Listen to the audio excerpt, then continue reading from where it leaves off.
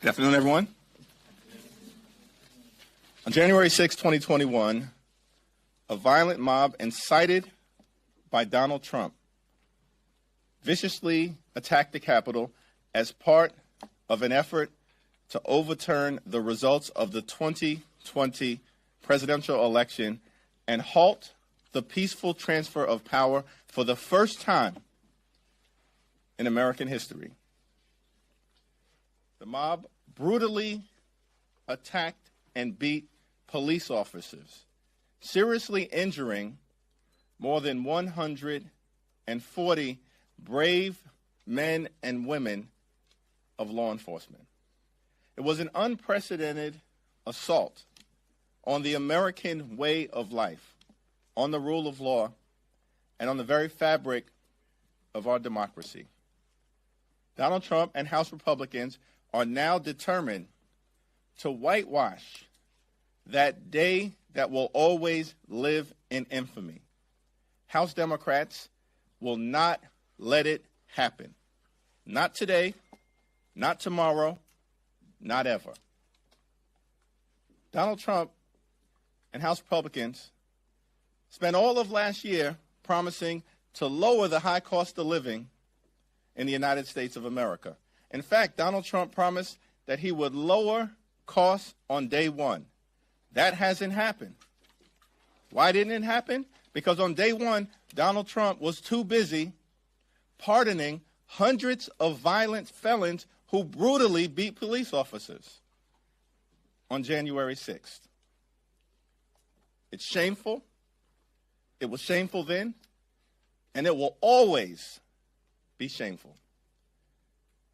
And under the leadership of Democrats on this so-called January 6th subcommittee, we will make sure that the American people continue to receive the unfiltered truth, the whole truth, and nothing but the truth. It's now my honor to yield to the top Democrat on the House Judiciary Committee, an ex officio member of this subcommittee, and one of the country's leading champions for democracy, the Constitution, and the rule of law, the Honorable Jamie Raskin. Thank you, Leader Jeffries. And Leader Jeffries was a hero on January 6th when he insisted that we go back to the floor and complete the counting of Electoral College votes. And he's a hero again now as he opposes this absurd and ridiculous effort by the Republicans, again, to spread lies when the truth is completely known. It would be a lot better if they were proposing that we get together on a bipartisan basis to actually make some progress for America. For example, we could start by trying to restore 17 million people to Medicaid coverage who are about to be cut off because of their actions. But the president and the MAGA followers cannot stop returning to the scene of their crime. They already attempted a rewrite in the House Administration Committee in the last Congress when Mr. Loudermilk led an attempted Orwellian rewrite of what took place on January 6th, 2021. The fact of the matter is they have not laid a glove on a single fact that was presented in the report of the bipartisan select committee on January 6th. All of their bizarre counter theories about Antifa and about the FBI have been completely and thoroughly debunked. They have gotten nowhere, and yet they insist once again on returning to the scene of the crime. That gives us the chance to educate new generations of Americans about the dangers of political authoritarianism and about the dangers of political and religious cults. We are also going to demand that this forum finally become a time of national reckoning with the fact that 140 of our police officers were wounded, injured, hospitalized, disfigured, and disabled by the savagery of Donald Trump's mob. Speaker Johnson and Donald Trump have done absolutely nothing for our police officers. They won't even put up the federally mandated plaque in Congress to honor the service of our officers and their sacrifice. Yet, Donald Trump pardoned nearly 1,600 insurrectionists and violent cop beaters, many of whom have already reoffended. And he calls them heroes. And he called them hostages, which is obscene. A hostage is someone who has been abducted and held for ransom by a terrorist or criminal group. That's what they think of the American judicial process. So, while he's pardoned all of these insurrectionists, while he has fired dozens of experienced federal prosecutors simply for doing their jobs and working on the January 6th case, he has done nothing for the police heroes who defended our Congress, who defended our vice president, who was threatened by Donald Trump's mob, and who defended our Constitution against Trump's insurrection. They've done nothing for the officers. So we're going to talk about that. And we're going to talk about specific officers. For example, Sergeant Aquilino Gonell. Sergeant Gonell was on the Capitol Police Department force for 17 years, a veteran of the Iraq War who said he never saw any kind of violence and savagery as bloody as what he saw on January the 6th. He endured injuries so severe he was forced to retire from the police department. He could no longer meet the medical and physical requirements for service on the Capitol Police Department. And while he was about to be promoted to lieutenant from sergeant, he was forced to retire from the police and is now living on a substantially reduced income for him and his family. He's just one example of many officers, of the hundreds who were forced to leave either the Capitol Police or the MPD because of injuries, physical or psychological, that they suffered on that day. So we'll also get the chance with the new Select Subcommittee to examine the constantly growing criminal records of all of the violent felons and cop beaters and white nationalists who Donald Trump pardoned and released onto our streets on day one. And they've been picked up on all kinds of crimes. One from Virginia was engaged in burglarizing homes in the neighborhood where he lived. But on that list are child sex abusers. There are people who've been involved in other kinds of violent crimes and robbery. And so we're going to trace all of the people who Donald Trump decided to pardon and release back into the streets. Again, we would much prefer to be working on something positive, forward-looking, but they want to look back. And so we say, fine, this will be a chance to educate America about what exactly they did to us in their effort to overthrow a presidential election, which Donald Trump lost by 7 million votes, 306 to 232 in the Electoral College. All of his claims of fraud were debunked and repudiated by more than 60 federal and state court judgments, including from 7 or 8 judges that he himself named to the bench. I turn it back over to you, Mr. Jeffries. Thank you, Jamie. Throughout his time in Congress, Eric Swalwell, who's both a friend and a classmate, has been a champion for the rule of law, a champion of accountability, a champion of free and fair elections, and a champion of the American way of life. Eric Swalwell is the son of a police officer, comes from a law enforcement family, has a distinguished track record as a prosecutor. Eric Swalwell knows what it means to actually advocate for law and order. And Eric Swalwell knows what lawlessness and disorder looks like.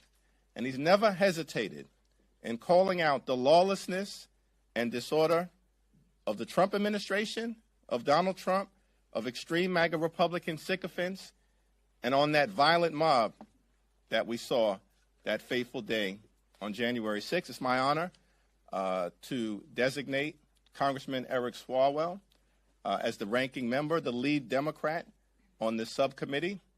And the House Democratic Caucus will be in good hands with Congressman Swalwell, with Representative Jasmine Crockett, and Representative Jared Moskowitz, all with the steady hand of Ranking Member Jamie Raskin. I yield now to my good friend, the Congressman from the great state of California, Eric Swalwell. Thank you, Leader Jeffries and Ranking Member Raskin, for your confidence in me and the team, and also for making sure that we never forget the heroism of the officers on January 6th and what they represented as we were seeking to count the electoral votes that day. Since the Civil War, what are the three most important dates in American history? December 7, 1941, September 11, and January 6. The last two, I didn't even have to give you the years because they are seared into our memories. And because we saw them with our own eyes. But now, Donald Trump has pardoned all the insurrectionists, telling the country whatever crime they commit, even if you kill somebody and it's in his name, you walk. Donald Trump has made villains of the cops who tried to stop them, even those cops who died. He's gone after those who have investigated him or helped impeach him over January 6th, and he's even forced the Smithsonian to whitewash and take his name off the January 6th impeachment exhibit. You know, my father was a cop. I have two brothers who are cops, and I was a prosecutor. But you do not need a family legacy of law enforcement to know that January 6th was the worst of wrongs. That in this country, we don't choose criminals over cops. Donald Trump is trying to do with January 6th what many fringe groups have done with September 11, telling us it wasn't planes that flew into the buildings, but holograms or missiles, or that it was an inside job. And here's why we didn't buy the 9/11 crazy talk then or the January 6th lies now.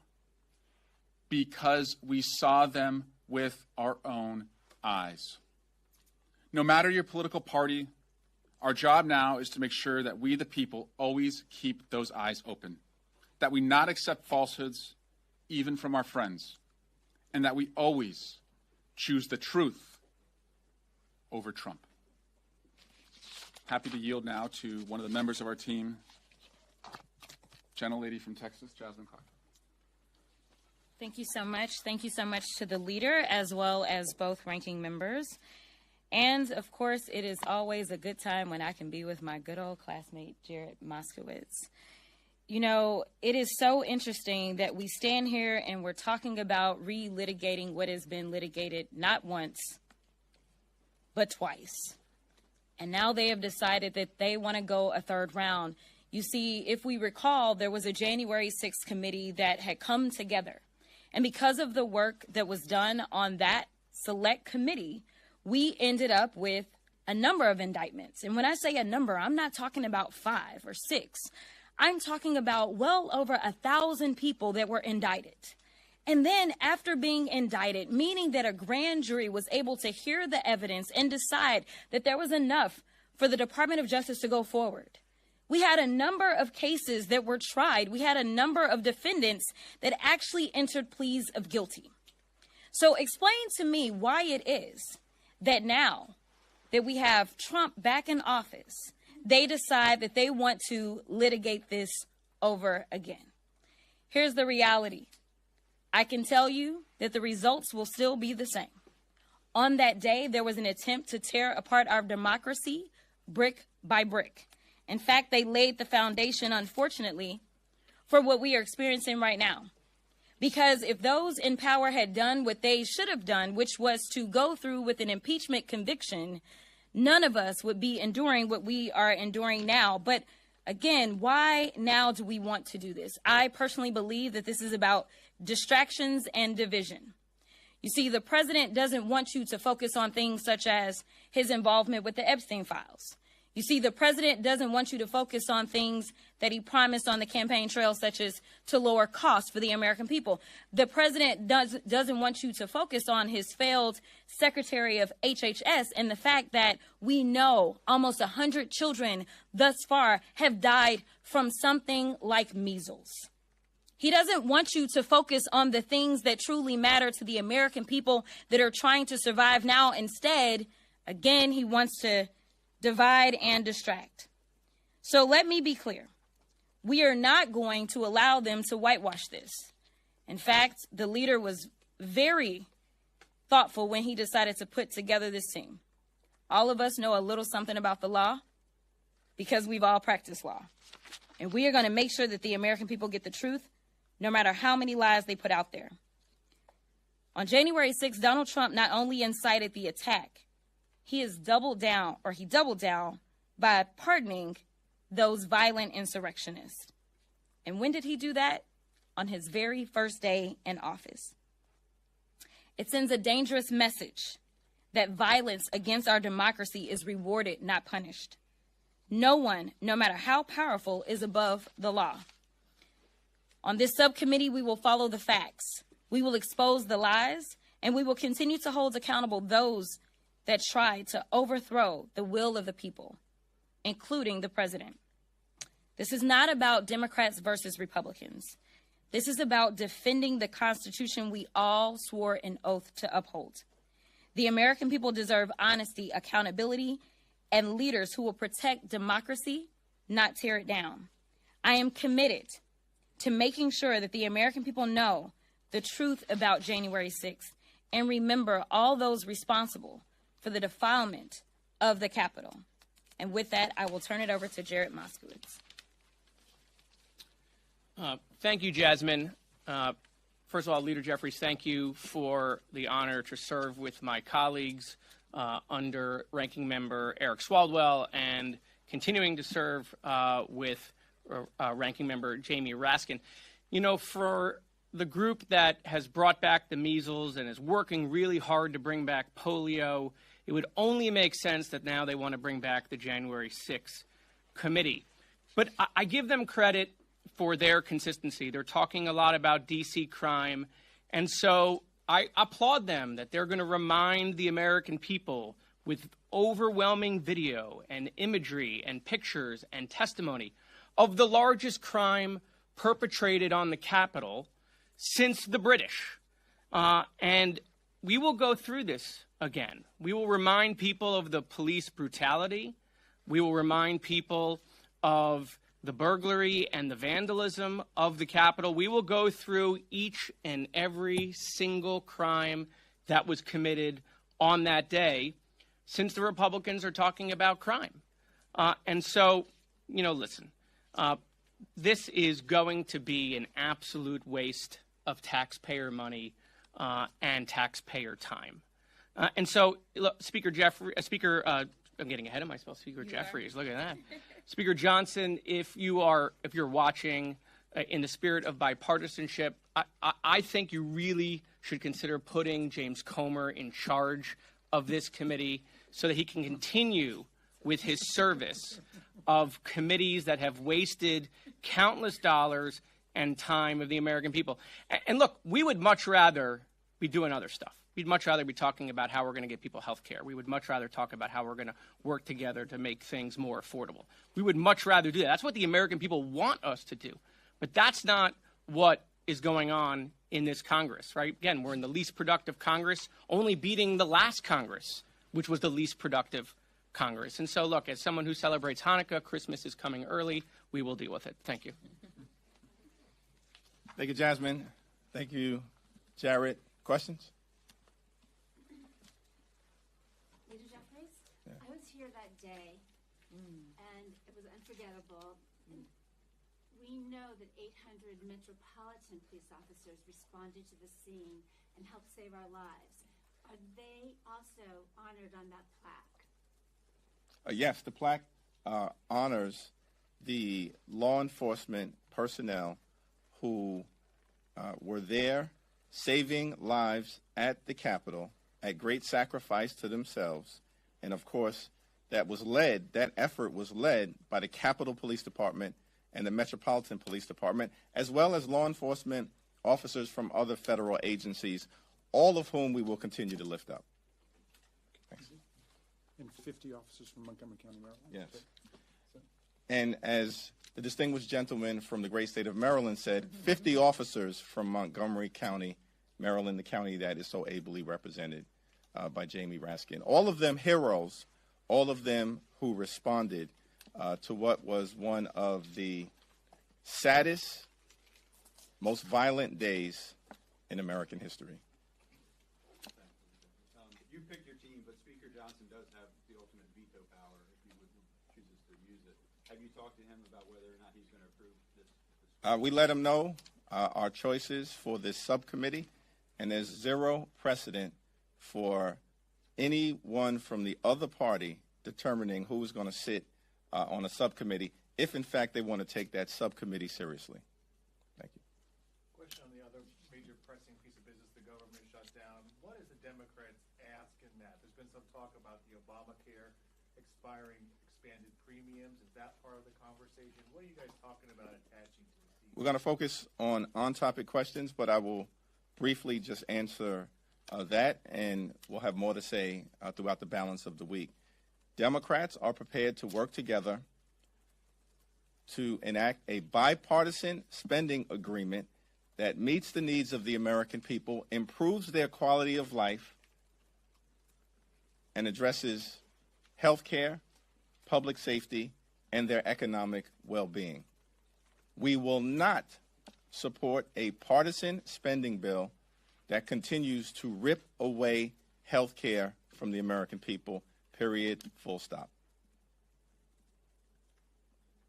Anything else? Thank you, Leader.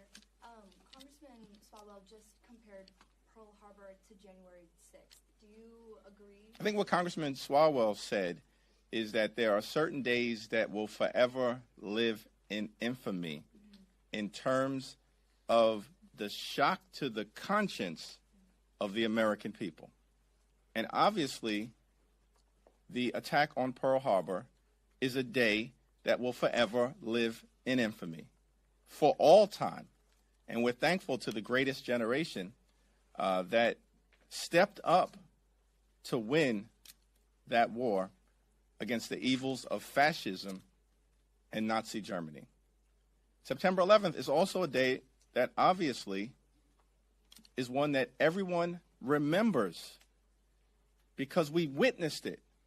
And I think Congressman Swalwell was very clear, so let's not try to misinterpret anything that he said, that what happened on January 6th unfolded in front of everyone.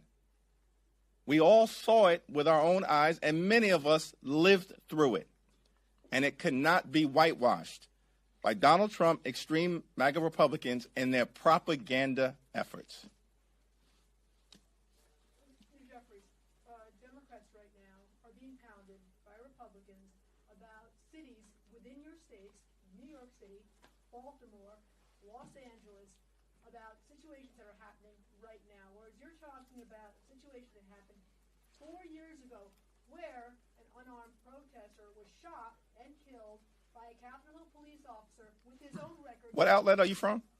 The Washington Times. So Okay. I'm curious here, hold on a second, why is it that Democrats don't want to hold that particular Capitol Hill police officer with any sort of accountability, yet as far as the cities in which the states that you're from, you don't want to deal with the crime that's actually going on in your own states. And Mr. Raskin, you're Is there a laughing. question there? No, I'm laughing at you. You're Yeah. laughing, but a woman was just killed in your state, and you don't want to address that either. Yeah, I'm not going to address the ad hominem foolishness that was just articulated.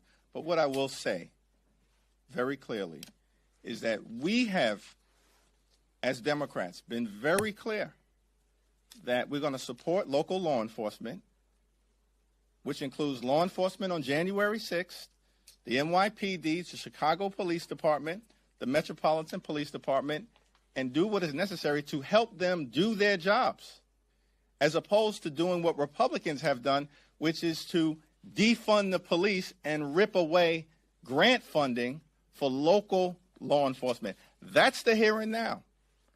And Republicans don't want to talk about that.